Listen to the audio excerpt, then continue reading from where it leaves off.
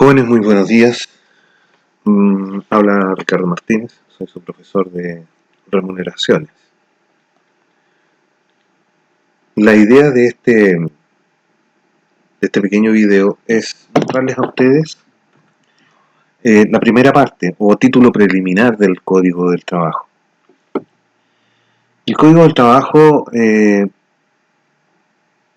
o Código Laboral, cuyas copias se venden en muchos kioscos, es una ley especial, orgánica, que reglamenta y se supone de modo ordenado y coherente lo esencial en una de las eh, áreas de las relaciones sociales que es muy importante, en este caso el trabajo.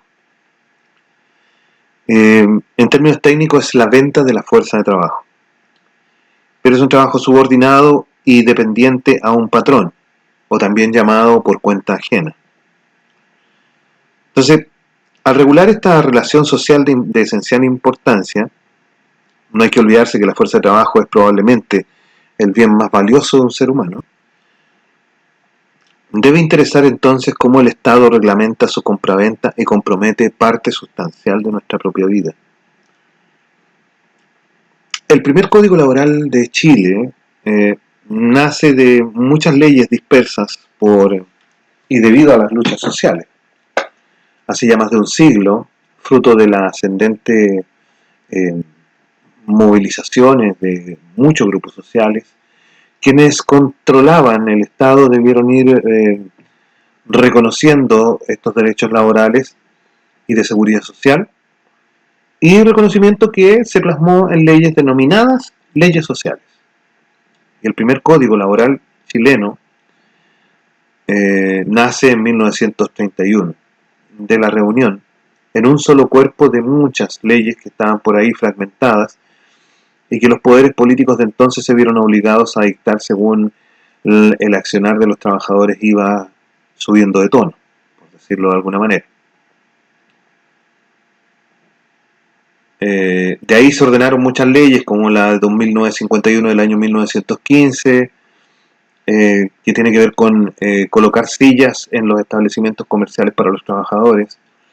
Esa es una ley que se viola constantemente en los establecimientos. Si ustedes se fijan, no hay sillas para los dependientes. La ley 3321 del año 1917 sobre descanso dominical, por ejemplo. La ley 3915 del año 1923 sobre el peso máximo que podría cargar una persona.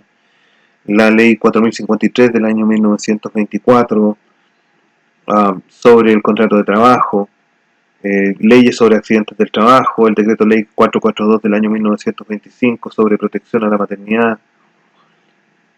Y así, varios artículos legales que estaban por ahí fragmentados en diversos cuerpos legales se refundaron en una ley laboral.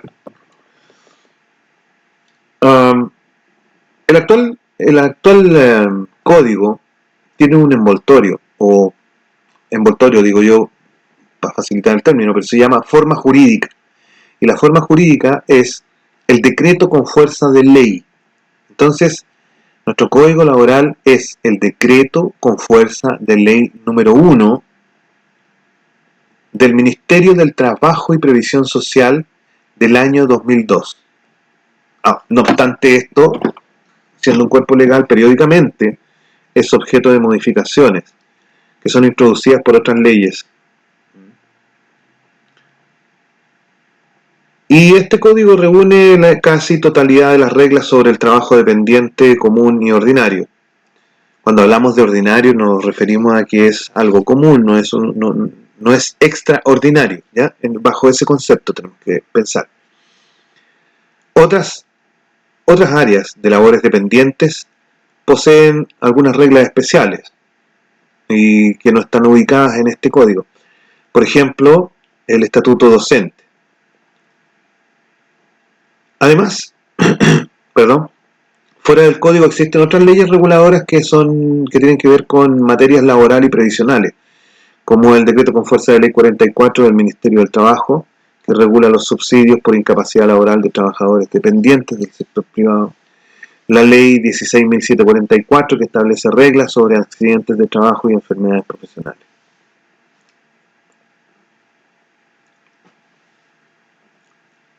En los últimos años hemos visto, ¿cierto?, que mucho se ha desvirtuado de la ley y de los derechos laborales básicos. Irónicamente, este proceso lo han llevado a cabo personas que se supone, por su inclinación política, por lo que sea, debiesen resguardar estos derechos. Y lo han hecho con el silencio o la permisividad de una cúpula sindical que es obediente a los poderes políticos y económicos. Este es un comentario mío, ¿ok? Por ejemplo, se protege el libre despido patronal. Si consideramos, por ejemplo, la ley 19.010, que instaló el despido por necesidades de la empresa, esa misma ley está hoy día cobijada, ¿cierto?, en el artículo 161 del Código Laboral, que está levemente modificado, pero no esencialmente, ¿ya? Entonces, este tipo de legislación buscó, ¿cierto?, y logró, además, brindar amplias facultades a los patrones para terminar inmediatamente los contratos laborales individuales. Hay otras más que son graves, que es la desfiguración de la Dirección del Trabajo como órgano fiscalizador, difundiendo y ejecutando una suerte de falacia de la autorregulación. El concepto oficial de ingreso mínimo mensual, por ejemplo, la conservación de los subcontratos, la limitación de elecciones con fuero sindical, autorización para registros personales, igualdad remuneratoria no garantizada y un montón de aspectos que ustedes tienen que ir descubriendo en la medida en que vayan estudiando, ¿sí? El Código Laboral de Chile aborda materias que son interesantes. Por ejemplo, el contrato individual, la capacidad para contratar y otras normas relativas al trabajo de los menores de edad, sobre la nacionalidad de los trabajadores, sobre la jornada de trabajo, remuneraciones, que es la materia que nosotros vamos a ver, el feriado anual y los permisos. Regula contratos especiales como el de aprendizaje, un contrato que ustedes van a tener que ver en algún momento cuando salgan a hacer sus prácticas profesionales. El contrato de trabajadores agrícolas, de trabajadores embarcados, gente de mar, las trabajadoras de casa particular, los tripulantes de los aviones, así un montón de reglamentos que incluye el Código Laboral chileno, ¿ya? Ahora, lo que nosotros vamos a ver es el título preliminar. ¿Qué significa esto? Mira, cuando parte es una suerte de presentación, la que hace el legislador, ¿ya?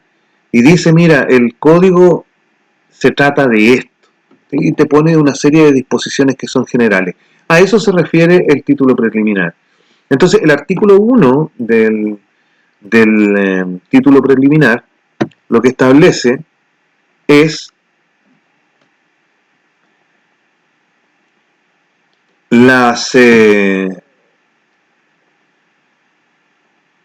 lo que establece es el alcance, ¿ya? El alcance de la norma. El artículo primero dice a quiénes quiénes se van a ver afectados por esta legislación. Por ejemplo, dice en la primera parte que se aplicará entre los empleadores y los trabajadores, ¿cierto? Así de general. Pero más abajo dice que no se aplicará a los funcionarios de la administración del Estado, tanto centralizada como descentralizada. ¿Se fijan? Por ejemplo, los trabajadores del Poder Judicial o algunas empresas o instituciones del Estado, ¿ya? No se aplica, dice. No se aplica. ¿Ok? En el artículo 2, ¿qué es lo que dice? Dice, establece la función social del trabajo, ¿ya? Entonces dice que las personas son libres para contratar y dedicar su esfuerzo a la labor lícita, o sea, la labor legal que elijan. De eso habla, ¿cierto? Y dice que siempre deben fundarse en un trato compatible con la dignidad de la persona. Aquí entramos con el tema de los derechos humanos y también los principios de no discriminación. Entonces el artículo 2 también establece, ¿cierto?, aquellos actos discriminatorios y los actos contrarios a los principios de las leyes laborales, ¿ya? Después nosotros tenemos en el artículo 3, en donde hace una descripción, que es importante tenerla siempre en consideración, son los conceptos de los que habla generalmente el Código Laboral. Y ahí hace definiciones sobre, y son definiciones para el Código Laboral. Entiéndase, para todas las materias laborales, esta es la definición que se debe utilizar, ¿ya? Trabajador, por ejemplo, define trabajador, define empleador, trabajador independiente, y establece algunos aspectos también generales sobre estos conceptos, ¿ok?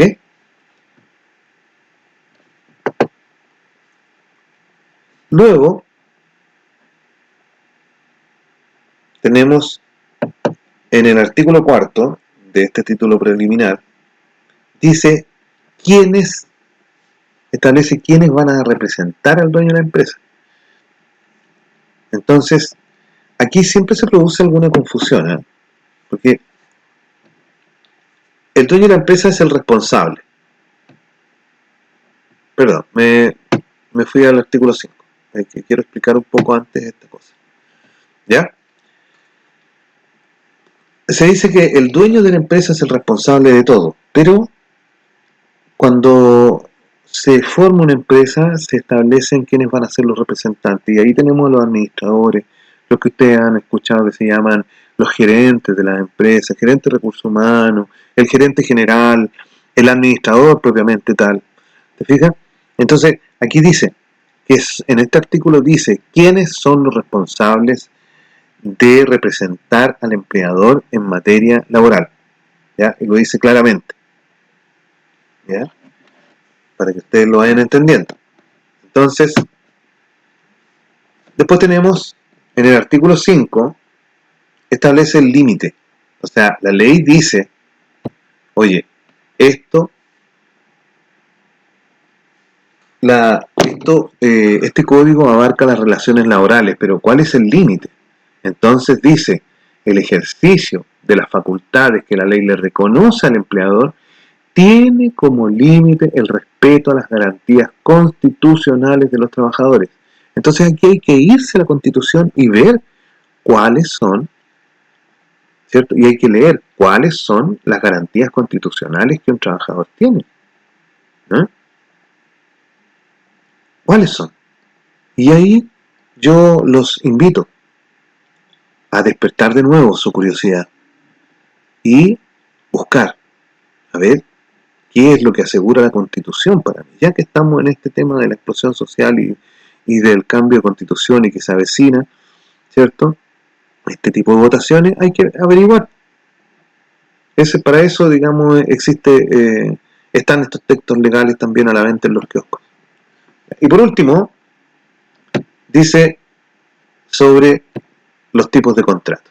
El artículo 6 de este título preliminar habla y dice que el contrato puede ser individual o colectivo. ¿Ok? Y dice cuándo es individual y cuándo es colectivo. En el fondo, lo que ustedes tienen que realizar ahora con la guía es leer atentamente